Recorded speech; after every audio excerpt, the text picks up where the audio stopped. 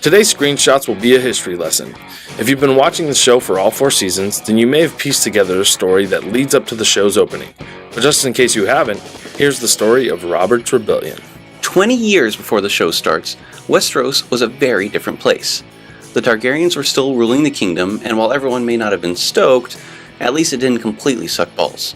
Until the tournament at Harrenhal, a competition like any other, where the winning knight can name any woman there the Queen of Love and Beauty. At this competition, the winner happened to be Prince Rhaegar Targaryen, older and deader brother of Daenerys.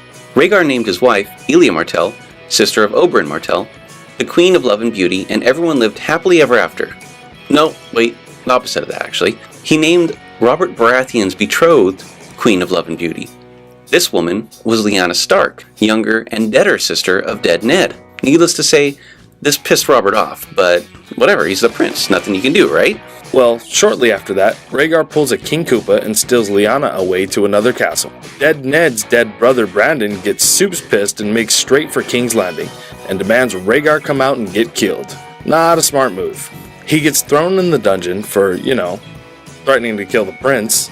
So dead Ned's dead dad Rickard, okay, I'll stop, goes to King's Landing, and like a dude on a plane having their seat kicked by the kid behind him, turns to the dad and says, "Can you please get your kid under control?" And the king says, "Yeah, of course." And everyone lives happily ever after. Nope, not that either.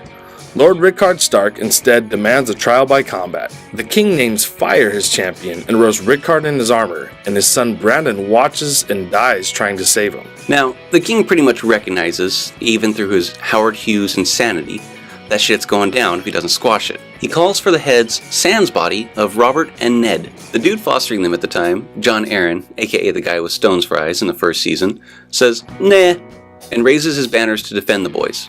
Here's where we have to use a little suspension of disbelief and basically gloss over some ages. In Game of Thrones, lords will take on the children of other lords as a favor to strengthen the bonds between the houses. This is usually through their childhood. The timeline says Robert and Ned were 17 when they went to war, and that the war was 17 years before the show starts. Those actors were not 34 in the first episode, but that's all nitpicking. So this basically sets the stage for the War of the Usurper. It ended up being way too much for one video, but watch part 2 to get the full story.